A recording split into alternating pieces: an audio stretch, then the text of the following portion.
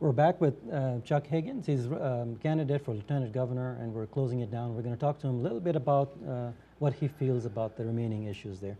Before we went for a break, I know we've covered a few things. It's impossible to cover everything on the show. We only have 24 minutes. But we'll have you back, especially if you get in as lieutenant governor. We'd like you to come back as lieutenant. I'll bring some candy. Absolutely, yeah. And I know you covered education, you covered the environment. I brought in the subject about public relations and all that. Aside from that, going a little bit into the lieutenant governor's position, usually they live in the shadows of the governor.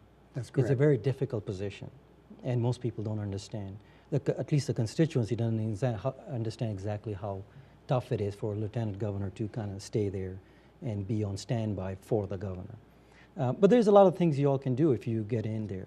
Tell us exactly what your vision is as far as the future of this, the state of New Mexico. I'll let you take it there. We got a few minutes here, so.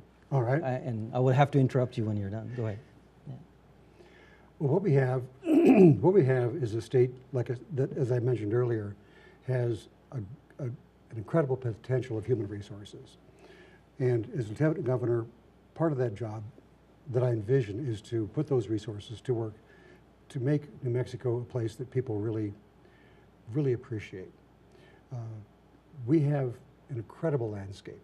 We have so many unique things.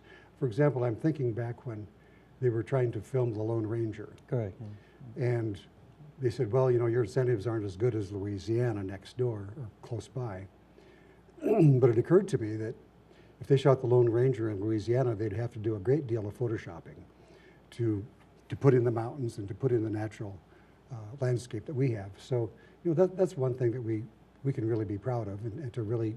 The film industry has, I think they've benefited a lot, but then lately they have been leaving. So, well, do you think you'll focus fled on when that? there was a threat that the subsidies or the credits were going to be going away. So, Right. little by little, they're coming back. It hasn't been a matter of the state being proactive about it quite so much until this last legislature, where they did increase some of the incentives. But the film industry is wonderful because it's a green industry. They come in, they spend their money. And they employ a lot of people. Well, they employ a lot of people at a good salary, and then they pick up after themselves and they go away, and we have the next one come in. You know, so that's a green job that we should be looking at. We can also look at other green jobs, like there's the solar business and there's the wind business. Those are green jobs. There are a lot of jobs that can be created by just cleaning up the fuel spill at Kirtland. There's, you know, green jobs in home weatherization, home improvements, Correct. installation. I mean, there has to be a will, Correct. and that's what I'd like to focus on, is creating a will to have those kinds of things happen.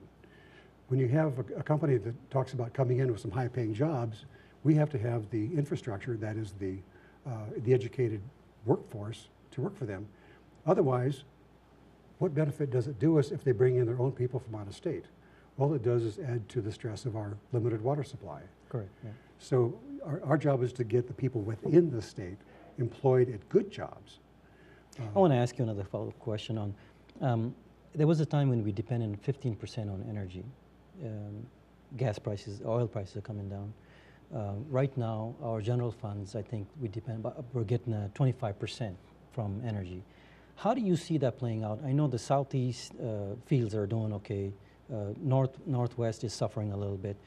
Our dependency on the energy, on the oil, it really depends a lot on what's going on in the global economy. Do you think we need to get away from that, just go strictly into renewables, into solar, into wind? I know you brought that up, and I wanted to have you kind of elaborate a little bit more on that, because I know people worried about all these things. Yeah. It's easy to fall into the trap that the extraction industries are what feed our state coffers. Yes, they do. It's too easy to rely on that. It's our responsibility as citizens of the state to look for ways to wean ourselves off of that dependence. And if we do, we create jobs that will allow the minerals to stay in the ground. Mm-hmm. And the longer they stay in the ground, the more valuable they become. So we have a lot of natural gas in this state. Yes, we and, do. and a tremendous amount. We have a huge supply here.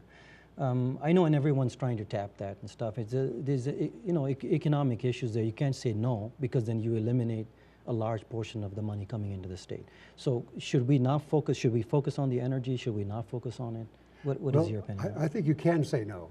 Okay. I'm not saying we should say no, but I'm trying to say we should learn ways to back off of the dependence, because again, it'll always be in the ground and more valuable at a later date. Mm-hmm. So if we could find alternative ways to keep our economy engines moving, then we can look at that again later. I mean, it'll always be a part of our economy. We know that, but we have 2 national labs of brilliant people. Correct. Yeah. And can we use those resources to help us solve some of these problems? I'm convinced we can. So what we have to do is look for ways to Those are still government make it jobs, better. though, right? Pardon? Those are still government jobs. I'm talking about Right. when I was talking about energy, it creates a certain, private sector there, and we got to have those jobs at the same time. And the oil revenue is what I was referring to when I said Right. 25% of our funds come from there, and it's becoming more and more dependent on that. So should we not depend on the energy? Should we kind of back off from that a little bit, because we're becoming extremely, Well, and then the oil market is crashing right now. They're coming down $90 a barrel. So It is at $90, but that's going to go back up at some point. I think so. Yeah. So I think it's important for us to wean ourselves off of that and come up with these So it's not a alternatives. good idea to depend on that income. Not you're saying. exclusively. Okay. And when I mentioned the national labs, I'm saying we have talent there. I'm not talking about the jobs that they produce. I'm talking about the talent that's The there. mind's there. So you The could mind's use that there. mind to create different plans and actions. To come up with Okay. some ways that we can make some money in this state without totally relying on digging in the ground. And right now, fracking is a very large issue. Exactly. And that's something that we need to. How do you feel about the fracking issue? I I know we're running out of time. We are there, but running out of time. Yeah, I'm just trying to tap into that and see where you feel about that. Fracking, It's pretty controversial. The it is fracking, yeah. controversial, and I'm quite concerned about that industry, and I prefer that we not do it. We'll leave it at that for, next time when we have you come back, we'll get more into the energy and all Okay. that. We're about 15, 20 seconds left, I think. If you get into the office at night, everyone has a fair chance. Would you actually, actually I'm almost running out of time. We'll continue it again. Let's have you back, okay? And then hopefully we'll You're get on, into let's do it. Thank you, sir. But especially if you win it as a lieutenant governor, we want you back, okay? Well, we're out of time. We'll see you next week, Sunday mornings at 10. And that was Chuck Higgins there.